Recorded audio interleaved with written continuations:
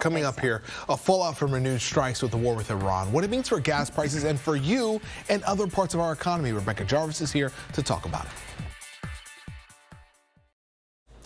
Attacks between the U.S. and Iran are rising, and so are gas prices. That's right. Unfortunately, after weeks of decline, gas prices across the nation and the Northeast have made a U-turn. All right, you heard it right. We're going back up on the gas prices. So here's a look at what gas prices stand right now. According to our friend Gas Buddy, the national average is about $3.80 a gallon. I pay more than that. Yeah, in New York, it's more expensive for a gallon. I mean, at least in a lot of places. In New Jersey and Connecticut, it's about $3.93 a gallon. Joining us now with more is our buddy, ABC's Rebecca Jarvis. Hi. I'm smiling too much for gas prices, but I'm happy to see all of you. Happy to see you too. Yeah, and when you look at these prices right now, they were ticking downward, but now here we are. We're back to climbing again, and that is directly related to what's happening in Iran and this closure of the Strait of Hormuz, where all of this oil is supposed to go through. And right now, it's at a virtual standstill again.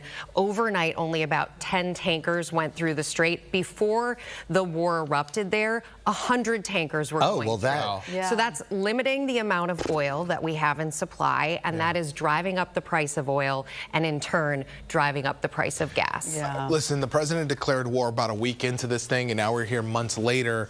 If this continues to go on, how long do we expect drivers to be paying more or expect to pay more? Well, as long as there's not oil getting through the strait in the amount that it needs to be, you're going to see prices elevated. And in fact, Patrick DeHaan of Gas Buddy says nationwide, Sam, you just mentioned the nationwide number, about $3.80 right now a gallon. Nationwide, we're going to see prices above $4 in the next 7 to 10 days. By the way we pay more here in New York and in New Jersey is because taxes also play a role. It's not just the underlying price of the gasoline. So we end up paying more here. But ultimately, as long as that strait is closed off and there isn't supply going through, the world is constrained. Even though we're not getting a lot of the supply here in the U.S., the world is constrained. That sends prices higher. And Rebecca, turning to inflation, because of course that's another thing that people are worried about. Today's report shows that it is cooling a little bit.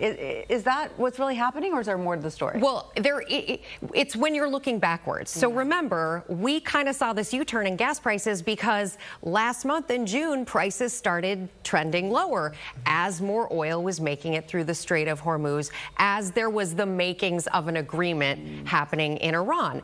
Now that that's again off the table and you see this re-escalation, prices are climbing again, and even at the rate that they were last month, they're still too high for where we want to see them. The Federal Reserve is always watching this, and Fed Chair Warsh, the new Fed Chair, is literally, as we're speaking right here, he's talking on Capitol Hill, and he just said a few moments ago, inflation is too high. That is going to be one of his primary concerns. Wow. You guys need to know that Rebecca Jarvis has all this in her head. Like, she's not even looking at a note right now. She just knows this so live and well. Breathe it, Sam.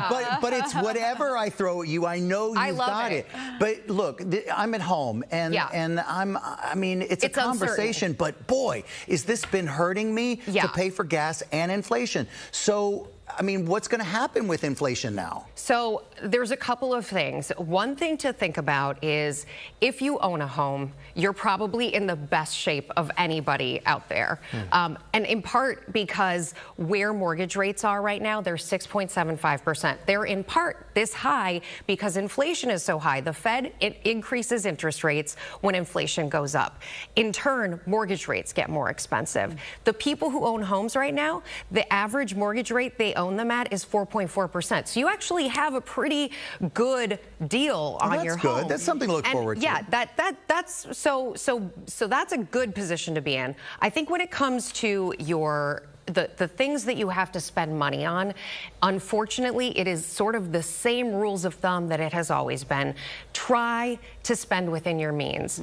Do your best to coupon cut and think about where you're spending your money. And then also, the world of the internet, for its pros and cons, does offer some new avenues to making extra money, side hustles, something that you're good at. You know, we have people in our life, we have a babysitter who makes cookies and cupcakes for for her community at her church. So there are things, but I fully recognize that it's not as easy as snapping your fingers, and a lot of people are stretched right now. But thanks for giving us the preview, because that helps if we know what's ahead. Thank you, champion. Thank you, RJ. Rebecca Jarvis, always great to have you with us. Thank you so much. Thanks, guys. Great to see all of you.